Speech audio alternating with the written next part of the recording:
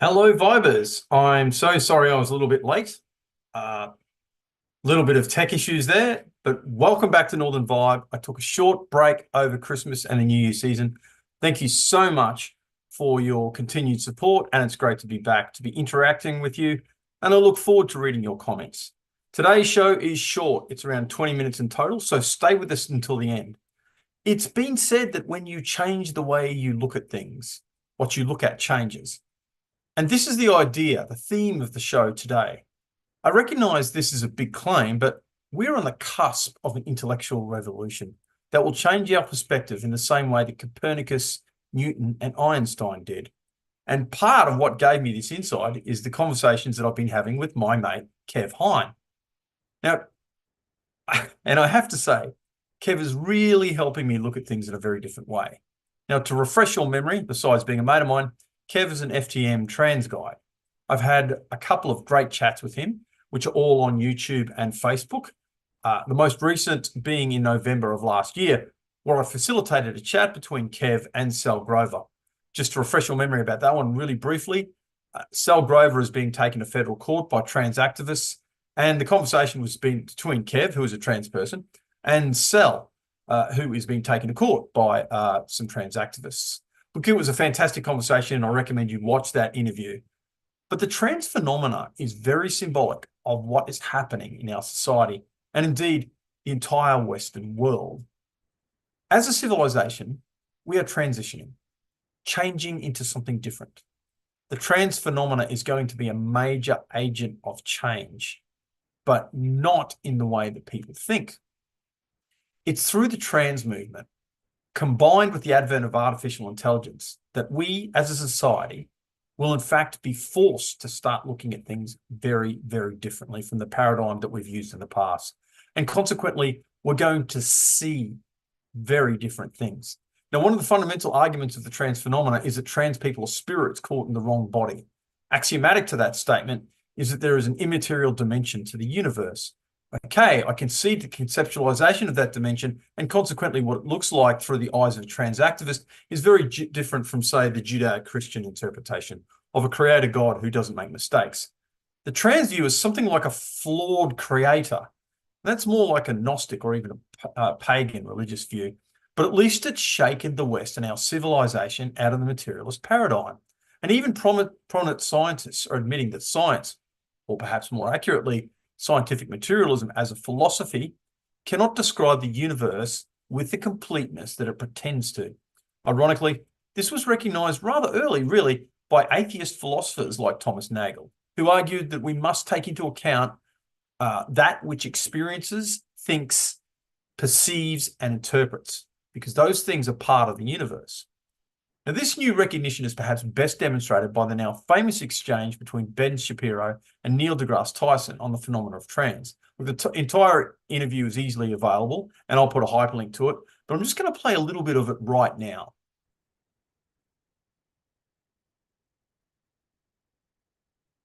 You talk in your book about the education of children and teaching children about science. And right now, children are being taught about the quote-unquote gender spectrum, which is not scientifically based. That is a theory-based idea. No, wait, hold on.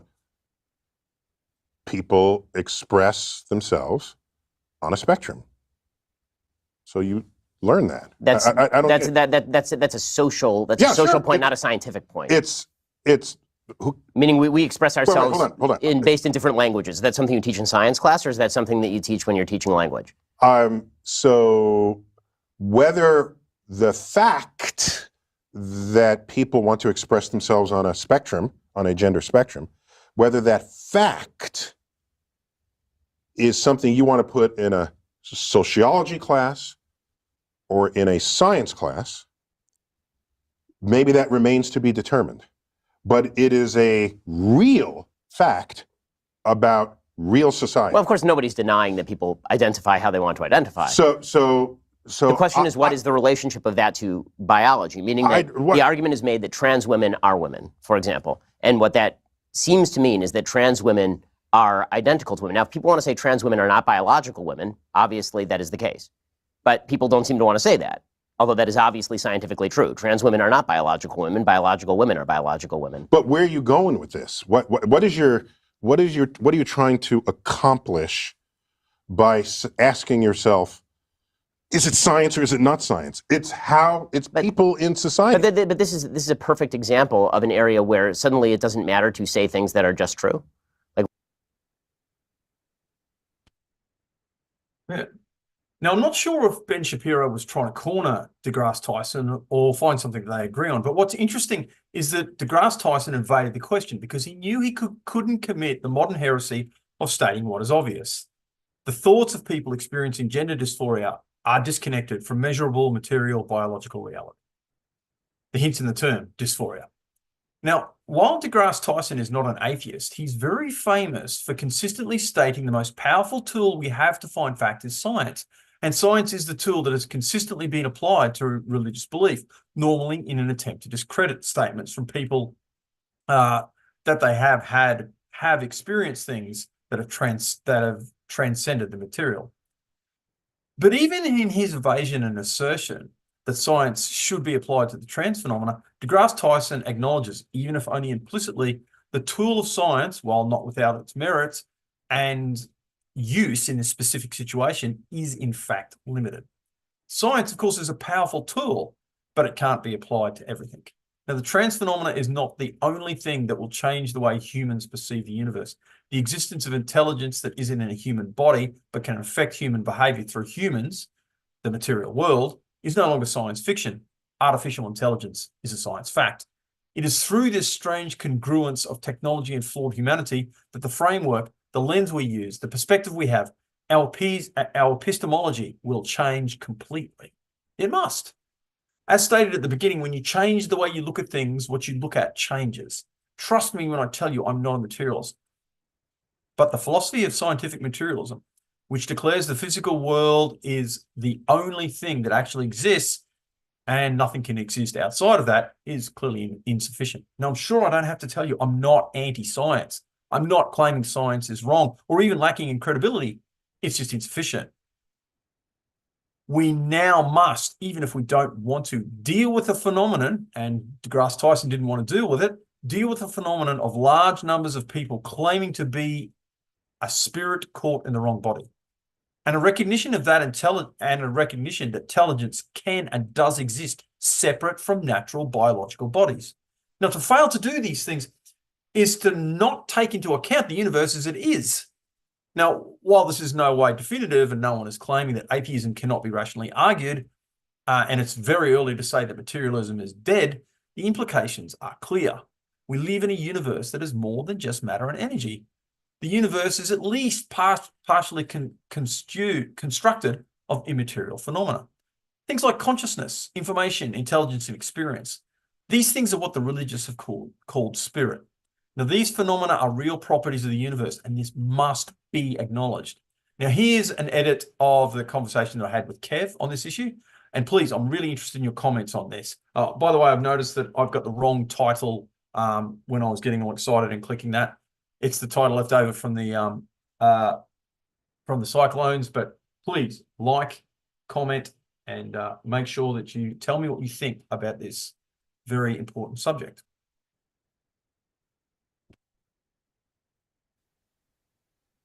If you look at, there was this demon called Moloch, who used to demand child sacrifice.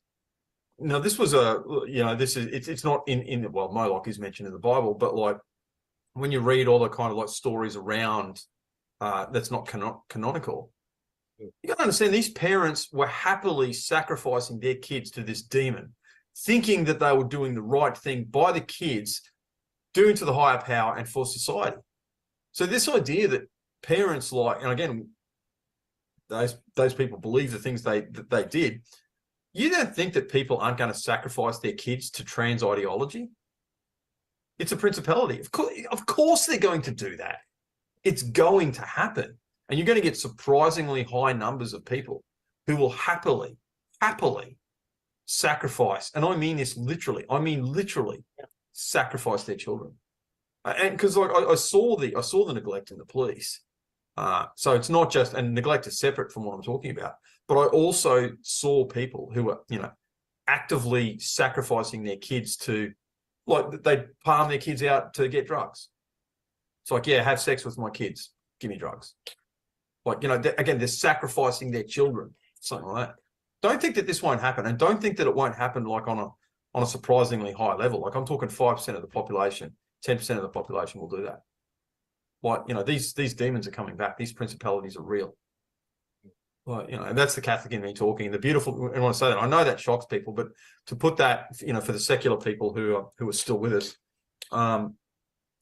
when I talk about principalities and demons and stuff like that, now that we have artificial intelligence, all right, you can't deny that there is intelligence that's separated from human beings outside of a body that acts on human beings. That's what we're talking about when we're talking about a principality. So, you know, Moloch may or may not exist as a real demonic form, but if you don't think that there is an intelligence, because, you know, this ideology is effectively an intelligence. Real fact. Like, it has values. It acts a certain way in the world. If you don't think that this ideology as a principality, as a demonic force, isn't acting on you and your children, you're delusional. And the beautiful thing is now, like, I can use this religious language that, you know, 5 years ago, like, not even 5-10 years ago, me as a, you know, I wouldn't have understood. I would be shaking my head as like, what is that weirdo talking about? Principalities, demons. Like, I think Jordan Peterson kind of doing the whole, because I've kind of like, yeah, I started before Jordan Peterson, before I found the Bible stuff, I was kind of like, actually, because I was very into the Buddhist stuff where it's like basically you're meditating and sitting with yourself. So if you do that long enough, eventually your own shit starts to bubble to the surface and you start to become aware of it. And then, you know, you have to deal with it. And I kind of started to realize, because my mother is really, really Christian. Like, let me say that again, very Christian. And because I went through I was at Bible school when I was like 17. So we will have conversations. We agree to disagree for the most part, but we will have intellectual conversations. And it kind of started to dawn on me probably about 5 years ago that actually, if you get rid of the church stuff, that Christianity is basically it's a different mechanism, but it serves a very similar. There's an overlapping theme where it's like you are basically submitting your ego to a larger power. The story is kind of like there's lots of the same things that just kept flowing back, and it kind of started to dawn on me that while it's not the same thing, it kind of does, like, it kind of serves similar purposes. It functions in the same way. You know what I mean? Like, it kind of does. It functions in the same way. Yeah. And then Jordan Peterson started, like, he's clearly converted to Christianity, whether he believes in God or not. I think he does, which is a new thing for him. I think his wife had a near-death experience with cancer or something, and that has changed their internal dynamic. And he's coming on hard with the Christian stuff now, very obviously. There's no doubt about it. But he also has been interested in group psychology for his entire adult life, and he's deeply educated on the subject. So he's, pardon me, and his whole maps of meaning stuff where he's talking about, you know, making meaning and old stories and fairy tales and things like that, serving really important purposes throughout human history and for, you know, morality and ethics and blah, blah, blah, blah, blah. Him now coming into the Bible stuff and using his psychological, societal, cultural kind of education to kind of shine a light on, no, it's not just some, you know, sky god with a long beard. Yeah, that's Zeus. May or may not exist. You know, like, it's not, you're not wishing and hoping. There are practical, having faith in something is, you know, like you have faith in something whether you realize it or not. You can be intentional or you can not be intentional. Like him, and that's why, like, initially, like, when all the new atheist stuff started coming out, like, and I got a lot of new atheist friends, and I said, well, it kind of looks like a religion what you're doing. And they go, well, saying that atheism is like religion is like saying baldness is a form of, is like a kind of hair color. and they're right. It's like, no, we're postulating that there is no God. You're not taking us on what we're saying. Like, please accept what we're saying. And I do. But Peterson and you have nailed it. It's like the fact that you don't postulate a God doesn't mean that you're not going to react in a religious pattern. In the same way that the Buddhist pattern, although it's it means and plays out in very different ways than Christianity, it's still a religious pattern. It's a pattern of worship. It's a pattern of postulating something and prostrating yourself before it and aiming for it. So it does. So it has its saints. Buddhism has saints. It has its idea of like good karma. It has its sins. It has all the, and so incidentally does atheism plus, which is the kind of like where new atheism is going. It's so funny because they've got these forums, and they're actually running in Cairns here for a little while too. And they used to try and get like old churches and stuff like that. So you get all these atheists together, and they basically have a mass.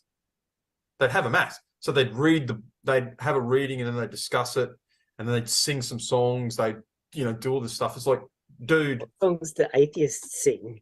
Yeah, well, I mean, God knows, Yeah. But it's like they kind of like they get together and they get to the international, maybe, I don't know, but like you'd see it online and they're doing this. I was like, dude, that's a mass. Like, if you think that that's not a religious pattern of behavior, like just because you're saying I don't believe in God does not mean that it's not a religious pattern of behavior. Again, I'm accepting your axiom and as best as I can. Yeah, in discussing things on the way that you're saying, this is what you believe and this is what you hold. I get it. But like, if you don't see that that's not a religious pattern, you're blind. Like, you're not the rational person that you think that you are. The gap between your self-image and the reality, like, you're living a lie. It's just like, you're lying to yourself and to everybody else around you as well. Exactly. Like a lot of the woke stuff has, it's not as comprehensive as like a traditional religious, like kind of body, but in a lot of ways, a lot of this woke leftist stuff, communist stuff, it all really fulfills the same, like it's trying to explain why we're here, what we're for, yada, yada, yada. Feminism does the same thing in a lot of ways. Like it kind of is a religious belief, like it's very ideological, and people that people that want to believe it don't necessarily see that that's what they're doing. But for me, it clicked when I watched Black Lives Matter here.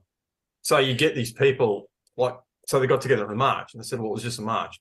They walked along, they marched for a while, then they chanted, then they stopped, then they kneeled, then they got up, then they chanted and they marched. And as a Catholic, I'm sitting there going, yeah, I've seen that behavior before. Like, that's a ritual. And again, it has all the elements of mass. It's going to mass. Basically, those people were going to a woke mass. They all got together. They were communing together. They were motivated by a spirit. They're all excited by each other's company. They're all like, oh, yeah, we're aiming towards this higher goal. They engaged in rituals. They chanted. They marched. They did all of these things. And yet they mock me. It's like, come on, guys. Yeah, and you see them, like you see at the trans rights places where they go and they, like, TERFs will get, like, women will get together and hold a let's women. Well, actually, Auckland was awesome for this. Melbourne kind of was, but they didn't. They held the protesters back a bit further, so it wasn't quite as obvious. But like the people that, like the trans rights activists that protest, that were there to counter protest, kind of have these, like they kind of almost have these religious kind of like heightened kind of out of body kind of experiences where they speaking in like, tongues. The most outright, like they manifest the most outrageous behavior because they are with their gang and feeling empowered, and they get a little bit high on the power of, like the spirit is like those Pentecostal. Like, I'm not a Catholic. I'm a Catholic. I've only ever been to a couple of the Pentecostal things where they go along and like the pastor will come up and hit someone on the head and they'll fall on the ground and start twitching and stuff like that. What the fuck, like, you know what I mean? It's like, I don't know where that comes from. Like, but like, that's what it reminded me of. Like, when you see that kind of stuff. And again, like, no disrespect to my Pentecostal cousins, but yeah, there it is. It's like the spirit is in you, like, and it's like, yeah, and the trance, it's the same thing, it's the same pattern. Like, I've seen this before.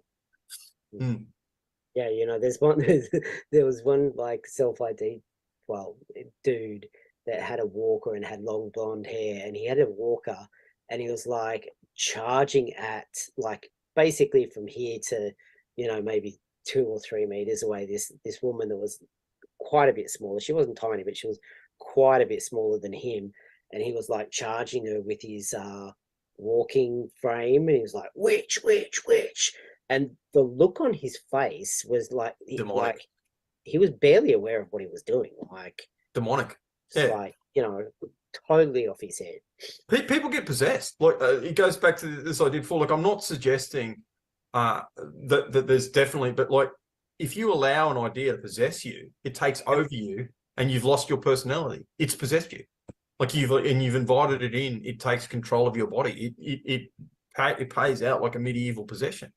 That's why they're doing that. And again, like, to put it, this is one thing I love about these times, because we're starting to understand that there really are these external intelligences that work on people. And the way I explain it to people is like talking before about Santa Claus. It's like, of course Santa Claus exists.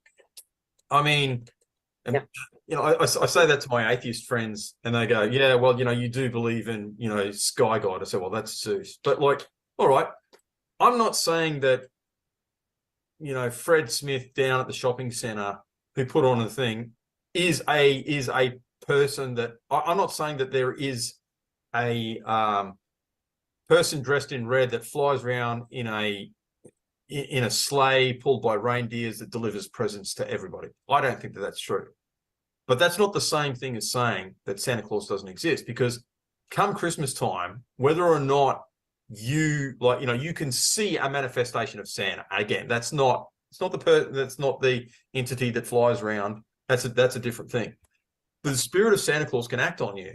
It's like, ho, ho, ho, ringing the bells and giving out presents and stuff like that. You are being influenced by an external idea, an intelligence that existed before you were born and will exist after you die, that is influencing your behavior. So in some real way, Santa Claus real way exists. And you can be possessed by the spirit of Santa in a positive way. So like, if someone was like really, so you got one of those, the shopping center Santa Clauses that was really getting into character, man, like method acting. And it's like, dude, well, that person could totally allow themselves to be possessed by the spirit of Santa and become the very incarnation. I know a whole heap of single mothers on the pensions that allow themselves to kind of allow themselves to become influenced by the spirit of Santa in a really negative way come Christmas, because they spend way more money than they actually have on giving their kids everything that they never had at Christmas time. It's like, you're going to be in debt for the next 6 months. You're going to pull yourself out of the hole just in time for next Christmas. Like, exactly. That's a possession. So there's an intelligence, a principality that exists. People get it. Yeah. It's 2023 and we're back in medieval times.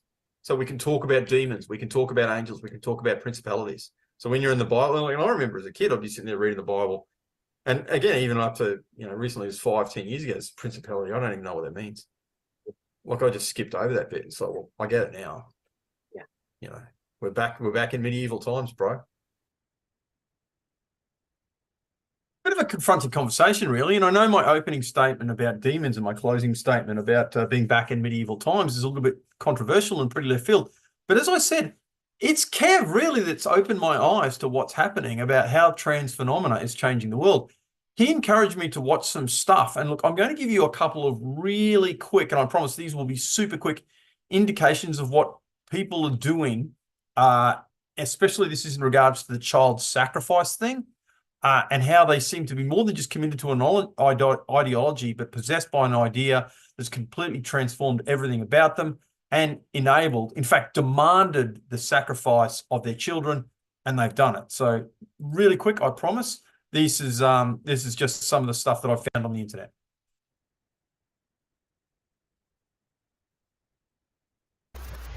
So Edie was born Eduardo.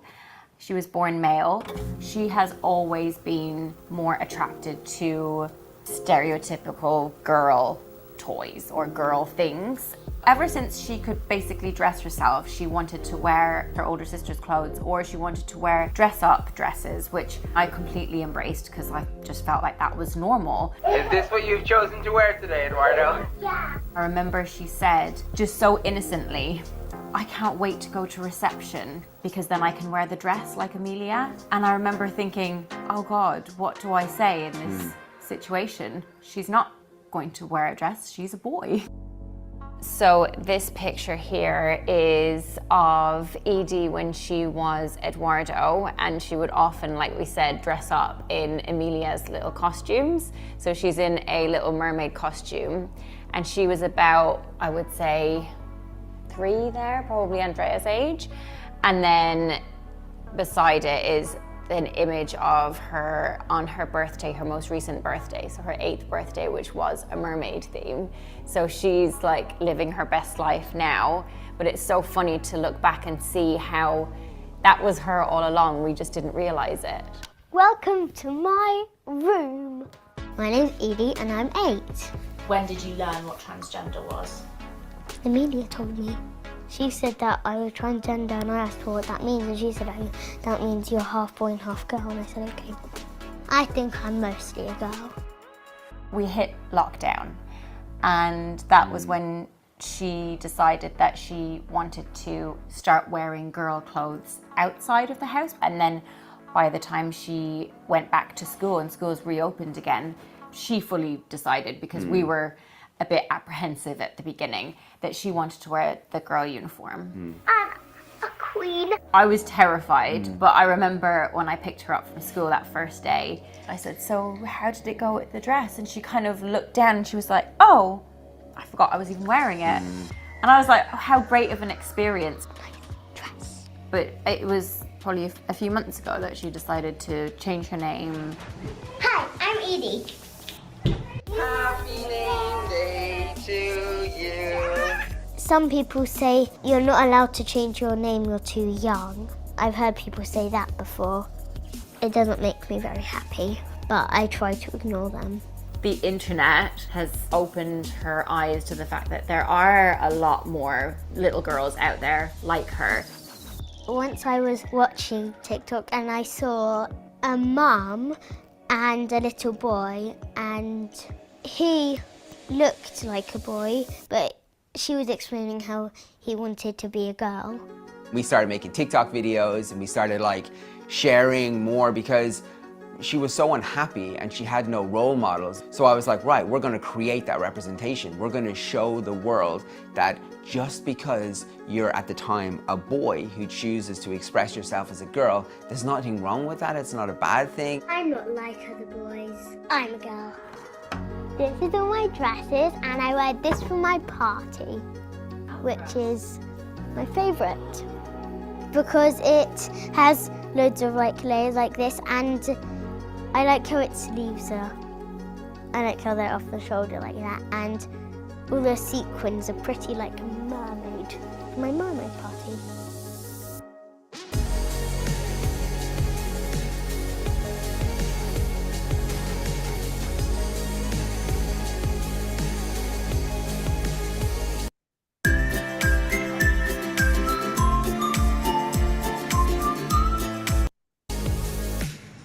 Thankfully, most of the negativity has come from online, which I don't really view as real because it's not said to your face, it's different. And we're quite used to that. But I guess a lot of the things that we've been told are that Jonathan has forced Edie to decide to be a girl, or that we're trying to get her to do that to somehow gain fame or notoriety in some way. All right.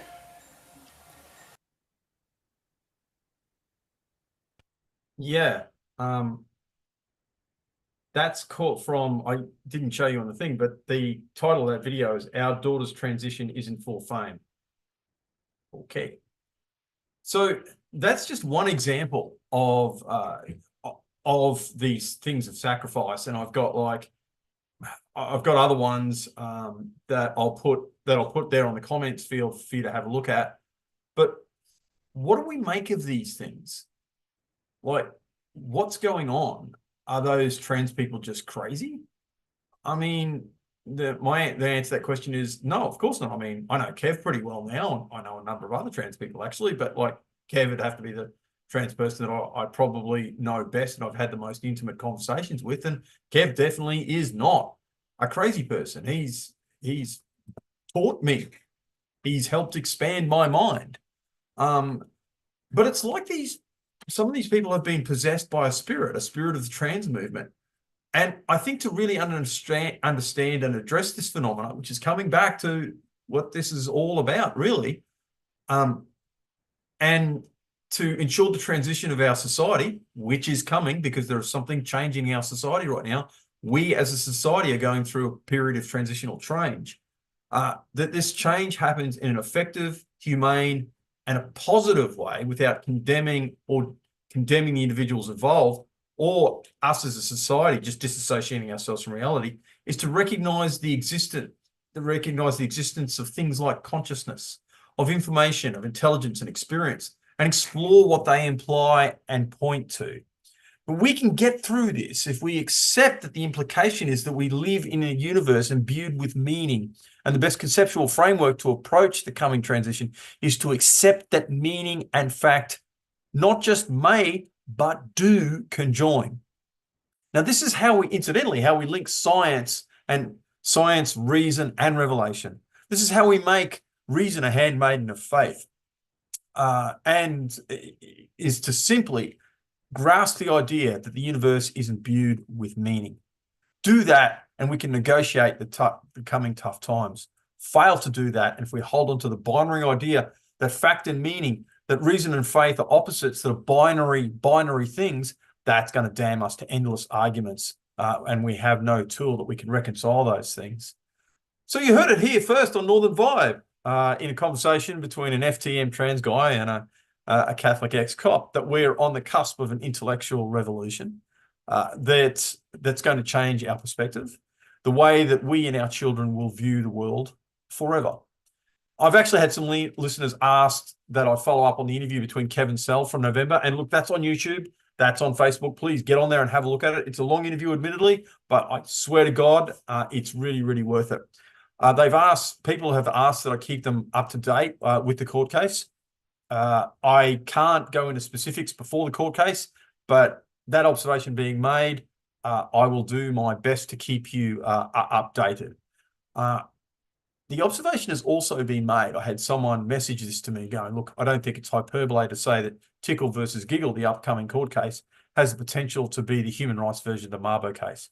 Yeah, I totally agree with that. So I will keep you involved. If anyone has any insights or comments, I'm really interested in hearing them. Please put them in the field there. If you've got any other insights that you don't want to put in publicly, don't hesitate to message me personally. I'm really interested in what people think about this. Obviously, please like, please comment, please share. I'm sorry about getting the wrong title and then I was getting all excited. And I'm still fighting through some of the tech issues on my very slow computer, so I didn't change the title. It's still from the Cyclone. But other than that, thank you very much. If you've got any recommendations for guests, I'd like to hear about them. And I'll see you all next week. God bless.